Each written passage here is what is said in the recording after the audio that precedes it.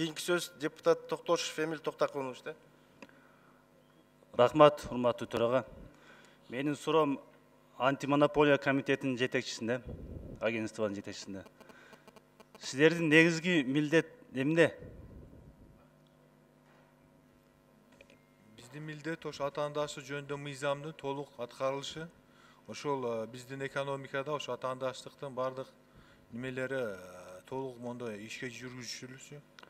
Бул эми мисалы бул доминанттар жөнүндө мисалы биздин милдеттер ошол Жок, мыйзам жөнүндө эмес, негизги сиздердин жасаган иш милдетиңиз эмне? ошо атаандаштык жөнүндө мыйзамдын аткарылышы. Мыйзамдарды карайсыздар.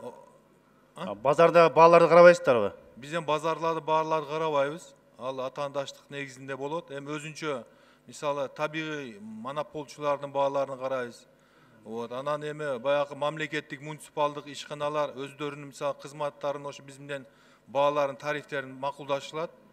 А так негизи көпчүлүк немеде бул эркин соода базар болгондугунан атаандаштык негизинде баалар коюлат да. Сиз азыр биздин заправкаларда бензиндин баасы канчадан билесизби? Дизелдин баасы канча? Так, мен сизге айтайын азыр.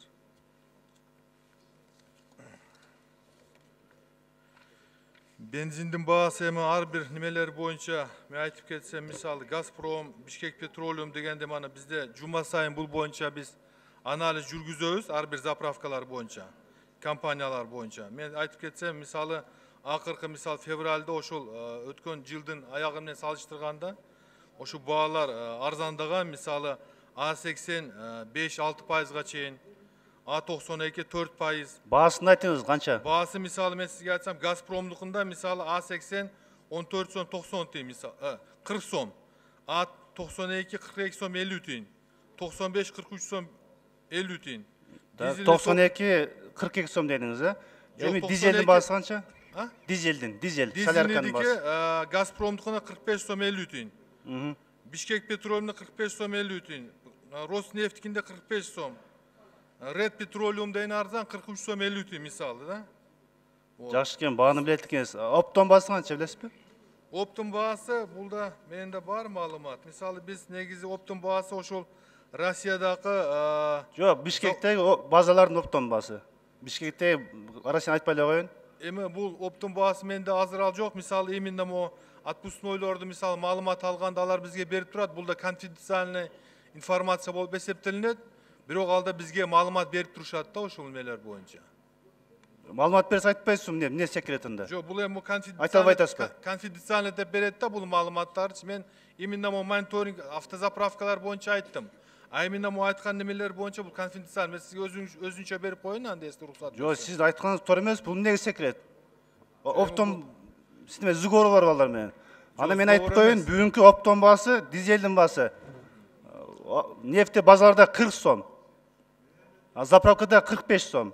92'nin bası 32 сом, заправкада 42 сом. 10 сом кошуп атат, 10 сом. Түшүнүп атасызбы? Мировой рынокта нефтин баасы түшүп атат. А сиз бойдо жашыруунду айтпай атасыз. Демек сиз сговор бар, айта албай атасыз. Жок, мен сговор эмес. Аны айтпай атасыз анан. 10 сом кошуп атат заправка, 10 сом ортосунда.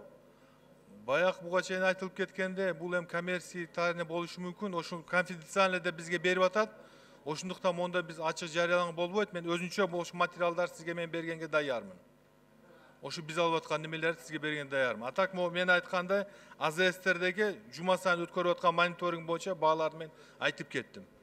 Урматтуу төрага, сизге кайрылып кетсем, бизге кайрылып атат, Оштон кайрылып атат, түндөн кайрылып атат. Заправкада баасы өтө кымбат деп. Оптом баасы түшсө да түшүбөй деп. Бунуңуз болсо бизге секрет деп айтпай атат. Кондиционер деп. Туура эмес, ошого биз чара көрүп койсоңуз. Рахмат.